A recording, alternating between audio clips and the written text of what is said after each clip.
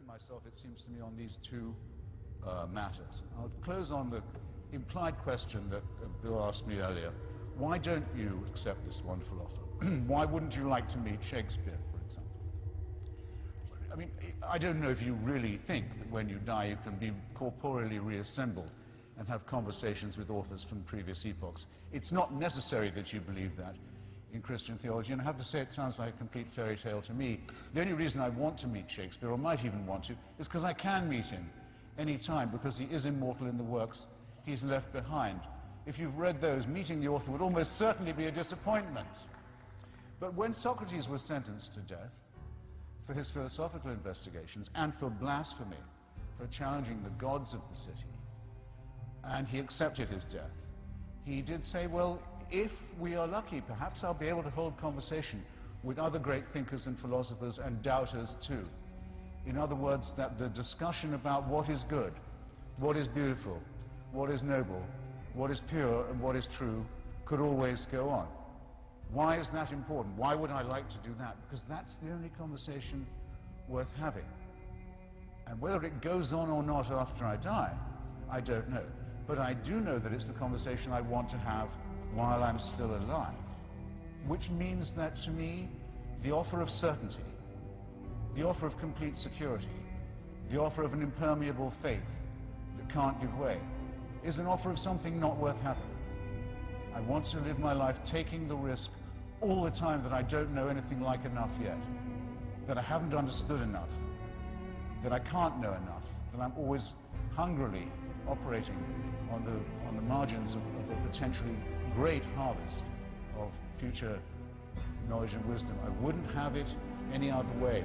And I'd urge you to look at those of you who tell you, those people who tell you at your age that you're dead till you believe as they do.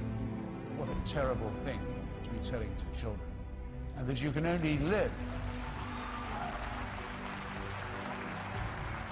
and that you can only live by accepting an absolute authority. Don't think of that as a gift. Think of it as a poisoned chalice. Push it aside, however tempting it is.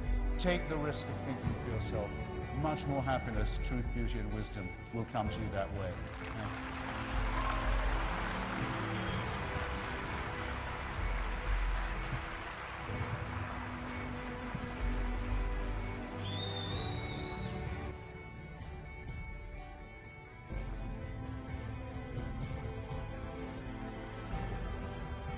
From this distant vantage point, the Earth might not seem of any particular interest.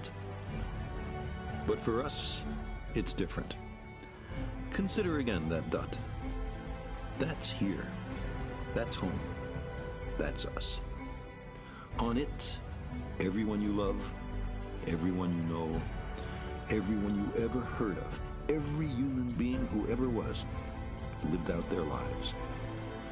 The aggregate of our joy and suffering, thousands of confident religions, ideologies, and economic doctrines, every hunter and forager, every hero and coward, every creator and destroyer of civilization, every king and peasant, every young couple in love, every mother and father, hopeful child, inventor and explorer, every teacher of morals, every corrupt politician, every superstar, every supreme leader, every saint and sinner in the history of our species lived there, on a mote of dust, suspended in a sunbeam.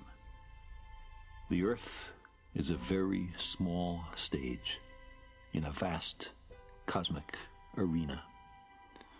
Think of the rivers of blood spilled by all those generals and emperors, so that in glory and triumph they could become the momentary masters of a fraction of a dot. Think of the endless cruelties visited by the inhabitants of one corner of this pixel on the scarcely distinguishable inhabitants of some other corner. How frequent their misunderstandings, how eager they are to kill one another, how fervent their hatreds. Our posturings, our imagined self-importance, the delusion that we have some privileged position in the universe, are challenged by this point of pale light. Our planet is a lonely speck in the great enveloping cosmic dark. In our obscurity, in all this vastness, there is no hint that help will come from elsewhere to save us from ourselves. The Earth is the only world known so far to harbor life. There is nowhere else, at least in the near future, to which our species could migrate. Visit? Yes. Settle? Not yet. Like it or not, for the moment, the Earth is where we make our stand. It has been said that astronomy is a humbling and character-building experience.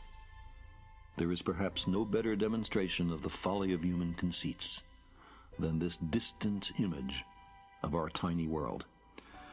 To me, it underscores our responsibility to deal more kindly with one another and to preserve and cherish the pale blue dot, the only home we've ever known.